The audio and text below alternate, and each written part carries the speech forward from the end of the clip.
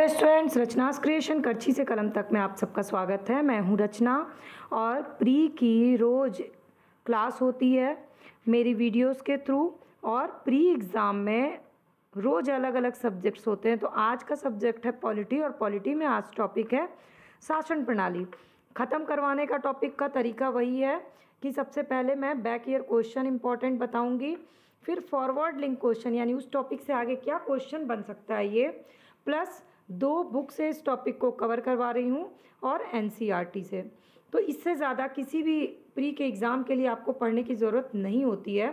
आपको बस जितना मैं बता रही हूँ उसको अगर आप पूरे कंसंट्रेशन के साथ पढ़ लेते हैं तो आपका समझिए कि ये टॉपिक 15 मिनट में मैं एक टॉपिक को कवर कराती हूँ। आप चाहें तो मेरी सारी वीडियोस को लिंक मैंने डिस्क्रिप्शन बॉक्स में दिया, आप देख सकते हैं कि मैंने ancient history, medieval history, modern history, polity, economics, Indian geography, world geography, environment और करंट अफेयर्स की वीडियोस पोस्ट की हुई हैं प्री पॉइंट ऑफ व्यू से और सबकी अलग अलग प्लेलिस्ट बनी हुई है। तो अगर आप किसी भी तरह की प्री परीक्षा की तैयारी कर रहे हैं तो इस रोज़ 15 मिनट की वीडियोस देखा करिए ताकि आपका एक टॉपिक बहुत ही ईजिली तैयार हो सके। तो चलिए, आज का टॉपिक है शासन प्रणाली। अब शासन प्रणाली से रिलेटेड क्वेश्चन क्या आते हैं, जैसे कि भारत में संसदीय प्रणाली की सरकार है क्योंकि, आंसर अभी जब मैं पूरा ये टॉपिक ख़त्म कराऊंगी तो आपको मिल जाएगा। पहले मैं क्वेश्चन किस टाइप के पूछे जाते हैं मैं आपको बताती जाती हूँ। भारतीय संविधान में किस प्रकार की शासन प्रणाली की व्यवस्था की गई है? संसदात्मक शासन व्यवस्था के बारे में क्या कथन सही है? संसदीय स्वरूप के शासन का प्रमुख लाभ क्या है? भारत में राजनीतिक व्यवस्था के मूलभूत लक्षण इनमें से कौन से हैं? राष्ट्रपति पद्धति में समस्त कार्यपालिका की शक्ति किसमें निहित होती है? संविधान में की कौन सी विशेषता भारतीय राजतंत्र की नहीं है? इसके अलावा कौन सुशासन की विशेषता नहीं है? कल्याणकारी राज्य का उद्देश्य क्या है? एक भारतीय संविधान का दर्शन इसमें से कौन सा नहीं है? इसमें संसदीय व्यवस्था के बारे में कौन सा कथन सत्य है? भारत में राजनीतिक सत्ता का प्रमुख स्रोत क्या है? कौन एक आध्यात्मिक शासन व्यवस्था का आधारभूत तत्व है? भारत एक गणतंत्र, इसका अर्थ क्या है? भारत में प्रजातंत्र किस चीज़ पे आधारित है? लोकतंत्र का उत्कृष्ट गुण यह है कि यह क्रियाशील बनता है कैसे? इसमें से कौन सा ऑप्शन गलत है? भारत का संविधान परिसंघीय है कैसे? ऑप्शन सही ऑप्शन चुने। भारतीय संविधान कैसा है? कौन एक भारत के संविधान का संघीय लक्षण नहीं है? भारत में संघीय व्यवस्था से निम्नलिखित कथनों में से कौन सा सही है? इसके बाद राजनीतिक दल लोकतंत्र के जीवन रखते हैं, लोकतंत्र के जीवन रखते इनमें से कौन कौन हैं? तो ये जो क्वेश्चंस हैं ना, इनको आप तभी सॉल्व कर सकते हैं जब आप टॉपिक को बहुत अच्छे से कवर कर सकें। और ये टोटल इस टॉपिक से, शासन प्रणाली से, पिछले 20 सालों में कम से कम 60 क्वेश्चन पूछे गए हैं। एक ही क्वेश्चन को बार बार पूछा गया, नए क्वेश्चन यानी फॉरवर्ड लिंक क्वेश्चन बनाए गए हैं। तो क्वेश्चन हम लोग रिवीजन करेंगे। पहले मैं इस टॉपिक को कवर कराती हूँ आपको और इसके बाद जब आप बैक ईयर क्वेश्चन को रिवीजन करिएगा तो देखिएगा आपके सारे क्वेश्चन आपने सॉल्व कर लिए। चलिए, तो शासन प्रणाली के ये कीवर्ड्स हैं जहाँ से क्वेश्चन पूछे जाते हैं। सबसे पहला कीवर्ड क्या है? राजतंत्र। इसी के थ्रू आप पूरी कहानी, पूरे शासन प्रणाली को समझ जाइएगा। राजतंत्र क्या है? ये शासन का सबसे प्राचीन रूप है। राजतंत्र, राजा, राजतंत्र होता था राजा, जिसमें शासन की शक्ति एक व्यक्ति में निहित होती थी जो कि राजा होता था और वही राजमुकुट पहनता था। ये हो गया राजतंत्र। उसके बाद अगला क्या आया? ये आया कुलीन आनुवांशिक उत्तराधिकार के आधार पे ये पद ग्रहण होता था, मतलब राजा का बेटा राजा, ये आनुवांशिक चलना शुरू हो गया। ये हो गया कुलीन आनुवांशिक उत्तराधिकार। इसके बाद आगे क्या हुआ कि शासन का एक रूप जिसमें राजनीतिक सत्ता का निवास थोड़े से लोग में होता है और वही इसका प्रयोग करता है, मतलब राजा के दरबार में ही पूरी राजनीतिक सत्ता विराजमान होती थी और वही उसका सारा चीज़ का उपयोग करता था। इसके बाद तानाशाही आया, इसे अधिनायक तंत्र कहा गया। ये एक ऐसा शासन का रूप हो गया जिसमें एक व्यक्ति का निरंकुश शासन होता था, जिसपे किसी प्रकार का अंकुश ना हो, वो होता है निरंकुश शासन और यही कहलाया अधिनायक तंत्र। ये राजतंत्र के ही आगे का स्टेप हुआ।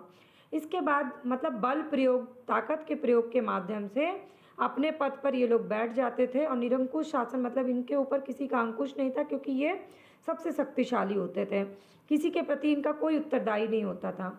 इसके बाद अगला स्टेप आया प्रजातंत्र का। जब निरंकुश शासन की अति हो गई तो फिर आया प्रजातंत्र, यानी वर्तमान समय में जो शासन प्रणाली है वो है प्रजातंत्र। ये शासन की सबसे लोकप्रिय प्रणाली है। क्यों भाई, ये क्यों लोकप्रिय है? इसलिए क्योंकि प्रजातंत्र है जनता में सत्ता का वास होता और लोगों की संप्रभुता प्राप्त होती है, तो इसलिए प्रजातंत्र बहुत लोकप्रिय है। फिर प्रजातंत्र या लोकतंत्र शासन प्रणाली के कई रूप हो गए, जिसमें हो गया संघात्मक और एकात्मक। इन शासन प्रणालियों को कहा गया संसदीय शासन व्यवस्था और अध्यक्षीय शासन व्यवस्था।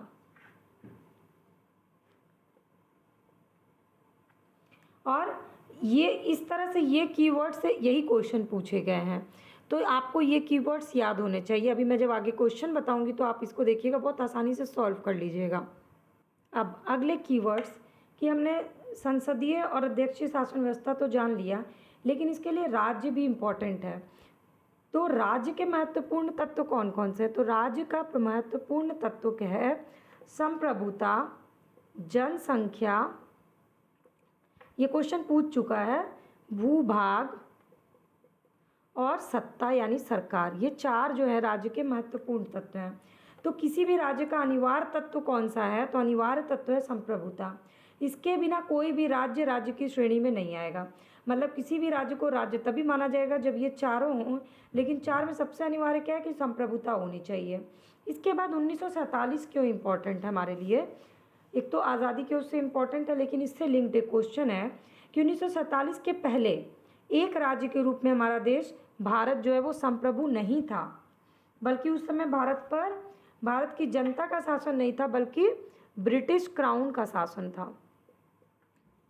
फिर भारतीय संविधान के अनुसार देश में संसदीय शासन प्रणाली को अपना लिया गया, जिसमें जनता द्वारा चुने हुए प्रतिनिधि है, जो वोटिंग होती है तो जनता द्वारा चुने हुए प्रतिनिधि शासन व्यवस्था का संचालन करते हैं।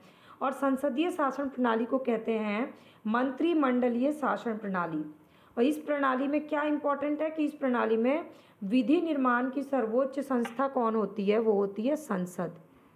अब हमने संसद को सर्वोच्च संस्था बना दिया, तो कहीं ऐसा तो नहीं कि संसद भी निरंकुश शासन हो जाए और फिर से हम बैकवर्ड चले जाए निरंकुश शासन की ओर। नहीं, लोकतंत्र का इम्पोर्टेंट पार्ट होता है कि शक्तियों को विभाजित किया गया है, पृथकीकरण किया गया है, वो है केंद्र और राज्य में बांटा गया है। तो संसद का जो भी कार्य है उसमें केंद्र और राज्य में ये बटा हुआ है।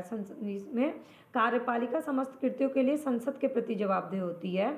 और संसदीय प्रणाली में कार्यपालिका का अस्तित्व विधायिका और उसके विश्वास प्राप्त यानी बहुमत पे आता है। तो कोई भी निरंकुश हो ही नहीं सकता अगर बहुमत पे किसी भी चीज़ को निर्भर किया जाता है। और भारत की राजनीतिक व्यवस्था में पूरी सत्ता को केंद्र और राज्य में बांटा गया हुआ है, इसलिए जनता में एक तो निहित है, दूसरा बांटा गया है शक्तियों को, इसलिए कभी भी ये निरंकुश नहीं हो सकता है। और प्रशासनिक और राजनीतिक सब अधिकार अलग अलग किए गए हैं।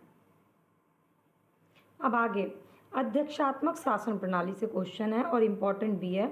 इसको हम कहते हैं राष्ट्रपति। राष्ट्रपतीय शासन प्रणाली इसका नाम है, अध्यक्षात्मक का। और समस्त कार्यपालिका की शक्ति इसमें राष्ट्रपति के उसमें निहित होती है। और राष्ट्रपतीय शासन प्रणाली का सर्वोच्च उदाहरण क्या है? कौन सा देश है? तो अमेरिका है। यहाँ राजनीतिक और प्रशासनिक व्यवस्था है अमेरिका में अध्यक्षात्मक। अध्यक्षात्मक शासन प्रणाली में राष्ट्रपति विधायिका को भंग कर सकता है या नहीं कर सकता है? बताइए, ये बहुत इंपॉर्टेंट है। नहीं, विधायिका को राष्ट्रपति भंग नहीं कर सकता है। राष्ट्रपतीय शासन प्रणाली में सत्ता केंद्रीकृत होती है और राष्ट्रपति ही जो होता है ना वो कार्यपालिका का प्रमुख होता है। ये सारे तथ्य याद रखिएगा क्योंकि इससे बहुत बार क्वेश्चन पूछा गया है। एक तो विधायिका को भंग नहीं कर सकता है, दूसरा सत्ता केंद्रीकृत होती है राष्ट्रपति में, राष्ट्रपति ही कार्यपालिका का प्रमुख होते हैं। और अध्यक्षात्मक शासन प्रणाली में राष्ट्रपति अपने मंत्रियों का चुनाव स्वतंत्र रूप से करता है। और मंत्रियों के चयन में किसकी भूमिका नाम मात्र की होती है? व्यवस्थापिका की भूमिका नाम मात्र की होती है। तो भारतीय संविधान के प्रस्तावना में प्रयुक्त है एक वाक्य, हम भारत के लोग। स्टार्टिंग है, ये स्पष्ट करता है कि भारत में सत्ता का एकमात्र स्रोत क्या है, सत्ता किसमें केंद्रीकृत है, जनता में। इसमें प्रतिनिधियों का निर्वाचन सत्ता संचालन हेतु करती है, अतः भारतीय लोकतंत्र में जन प्रतिनिधियों को जनता का सेवक दर्ज, मतलब जो हम लोग चुनते हैं जिनको, वो हमारे सेवक के रूप में चुने जाते हैं, जो जन प्रतिनिधि होते हैं। और भारतीय संविधान में संघ और राज्य की शक्तियों को विधिक रूप से स्पष्ट विभाजित किया गया है, मैंने बता दिया। इसलिए भारतीय संविधान को क्या कहा जाता है, परिसंघीय। ये बहुत इंपॉर्टेंट है, परिसंघीय है। और ब्रिटिश संसद को संसदों की जननी कहा जाता है। ब्रिटिश संसद को ब्रिटेन में एक्चुअली परंपराओं के अनुरूप ही आवश्यक कानून बनाते हुए प्रशासनिक व्यवस्था का संचालन किया जाता है, क्योंकि ब्रिटेन में जो है वो लिखित संविधान का अस्तित्व तो नहीं है, इसलिए समय के हिसाब से संविधान वहाँ परंपराओं के हिसाब से बदलते रहते हैं। लिखित संविधान, तो भारत का भी संविधान लिखित संविधान है, लेकिन और वहाँ उसमें भी समय समय पे अनुरूप चेंजेस होते रहते हैं, अमेंडमेंट होते हैं, संशोधन होते हैं। लेकिन ब्रिटेन में लिखित संविधान का अस्तित्व नहीं, और इससे क्वेश्चन पूछा गया। अब भारतीय संविधान में एकात्मक शासन के प्रमुख लक्षण क्या है वो बताती हूँ। तो भारतीय संविधान में एकात्मक शासन की व्यवस्था, इसके प्रमुख लक्षण क्या है। पहला, राज्यपाल का पद, ठीक है। दूसरा, अखिल भारतीय सेवाएं, जैसे कि यूपीएससी है, एग्ज़ाम जो होते हैं अखिल भारतीय स्तर पर वो हैं। तीसरा, एकल नागरिकता, ठीक है। एकल नागरिकता क्या, जैसे जो बिहार में रहते हैं वो बिहारी हैं, मध्य प्रदेश में रहते हैं तो एमपी के हुए, महाराष्ट्र के महाराष्ट्रियन, लेकिन ओवरऑल हमारी नागरिकता क्या एकल है कि हम सब भारतीय हैं। तो ये है एकल नागरिकता, इसको माना जाता है। इसके बाद है आपातकालीन प्रावधान, इमरजेंसी लागू होता है। और राज्यसभा में असमान प्रतिनिधित्व शामिल है, जनसंख्या के आधार पर जो राज्यसभा में प्रतिनिधि हैं, ऐसा नहीं कि सब जगह इक्वल किया गया, जनसंख्या के अकॉर्डिंग किया गया है। तो ये है एकात्मक शासन व्यवस्था के प्रमुख लक्षण, जो आपको याद करना बहुत ज़रूरी है और समझना भी ज़रूरी है। भारत एक लोकतांत्रिक गणतंत्र, और इसका मतलब हुआ कि भारतीय राजनीतिक प्रशासनिक व्यवस्था का सर्वोच्च पद किसके हाथ में हुआ, राष्ट्रपति पर निर्वाचित व्यक्ति वो होता है। और भारतीय संविधान में संघात्मक और एकात्मक दोनों तत्व पाए जाते हैं, ये बता दिया मैंने आपको। इसलिए भारतीय संविधान को क्या कहा जाता है, इसको कहा जाता है अर्धसंघात्मक। अब व्हीलर, एक राइटर हैं केसी व्हीलर, उन्होंने भारत को अर्धसंघात्मक राज्य कहा है। भारतीय संघवाद को सहकारी संवाद, ये कहा है ऑस्टिन ने। फिर भारतीय संविधान कठोर है, अधिक लचीले के मध्य एक संतुलन स्थापित करता है, कठोर और लचीला के बीच का मार्ग, ये भी कहा है केसी व्हीलर ने। लेकिन और इम्पॉर्टेंट क्या है कि अंबेडकर ने क्या कहा है, इससे बहुत बार क्वेश्चन पूछा गया है। बी आर अम्बेडकर के अनुसार संविधान को संघात्मक के तंग ढांचे में नहीं ढाला गया है, ये स्टेटमेंट जो है वो बी आर अम्बेडकर का। अब मैं आपको, अब क्वेश्चन करते हैं हम लोग, बैक ईयर और फॉरवर्ड लिंक हो गया, सॉल्व करते हैं। अब आप बताइए कि आपसे सॉल्व होता है कि नहीं क्वेश्चन, मैं पूछते जाती हूँ, आपको बताते जाना है, मैं भी आंसर बताऊंगी। निम्नलिखित में से कौन सा राज्य का सबसे महत्वपूर्ण तत्व है, ध्वज, राजधानी, संप्रभुता या शासनाध्यक्ष। तो मैंने बता दिया आपको, संप्रभुता है सबसे इम्पॉर्टेंट तत्व। आपको फॉरवर्ड लिंक क्वेश्चन भी मैंने बता दिया कि राज्य के 4 इम्पॉर्टेंट तत्व हैं, वो मैंने आपको बता दिया। अब अगला क्वेश्चन है, भारतीय संविधान में किस प्रकार के शासन प्रणाली की व्यवस्था की गई है, आंसर बताइए आप लोग। तो शासन प्रणाली की 2 पद्धति मैंने बता दी, संसदीय और अध्यक्षीय। इसके बाद हमारे यहाँ क्या है, संसदात्मक शासन व्यवस्था है, तो आपको आंसर इजीली आप लगा सकते हैं। इसके बाद संसदात्मक शासन व्यवस्था में 4 ऑप्शन दिए गए हैं, आपको उसमें बताना है कि इसका प्रमुख लक्षण क्या होता है। जैसे कि विधायिका का कार्यपालिका पर नियंत्रण होता है, ये इस तरह से ऑप्शन दिए गए हैं। कौन सी भारतीय संविधान की विशेषता नहीं है, संसदात्मक सरकार है, अध्यक्षात्मक सरकार है, स्वतंत्र न्यायपालिका है, संघात्मक सरकार है। तो अध्यक्षात्मक सरकार जो है वो भारतीय संविधान की विशेषता नहीं है। भारत में संसदीय प्रणाली की सरकार है, क्योंकि क्योंकि मंत्रिपरिषद लोकसभा के प्रति उत्तरदायी है आर्टिकल 75(3) में। इसके बाद ऐसे ही क्वेश्चन, यही क्वेश्चन बार बार घुमा के पूछा गया है। इसके बाद है राष्ट्रपति पद्धति में समस्त कार्यपालिका शक्ति किसमें निहित होती है। अब आप बताइए, अभी मैंने ये आंसर आपको बताया कि नहीं। इसका है राष्ट्रपति में निहित होती है। भारत में राजनीतिक व्यवस्था के मूलभूत लक्षण क्या हैं। 4 लक्षण दिए गए हैं कि यहाँ लोकतांत्रिक गणराज्य है, इसमें संसदात्मक व्यवस्था है, सर्वोच्च सत्ता जनता में निहित है और ये एकीकृत शक्ति का प्रावधान करता है। अब आपको इसका आंसर निकालना है। फिर है अगला क्वेश्चन, कौन सी विशेषता भारतीय राजतंत्र की नहीं है। यहाँ विधि का शासन है, यहाँ एक संघत सरकार है, यहाँ लोकतांत्रिक सरकार है, यहाँ सत्तावादी सरकार है। तो विधि का शासन है। गणतंत्र है यहाँ पर, ना कि राजतंत्र है, इसलिए ये गलत हो जाएगा। हमारा जो है वो राजतंत्र नहीं है, गणतंत्र है।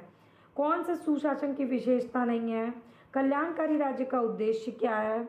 ये सारे क्वेश्चन अब आप करिए और बैक ईयर क्वेश्चन उठाइए और उसको सॉल्व करिए, और जिसका आंसर नहीं मिलेगा तो वो क्वेश्चन मुझे मैसेज करिएगा। मैंने आपको अपनी तरफ से ये टॉपिक कवर करा दिया और बहुत ज़्यादा इसमें आपको रिसर्च करने की ज़रूरत नहीं है। इसी टाइप से क्वेश्चन घुमा फिरा के पूछे गए हैं। और देखिए 15 मिनट में आपका ये टॉपिक ख़त्म हो गया।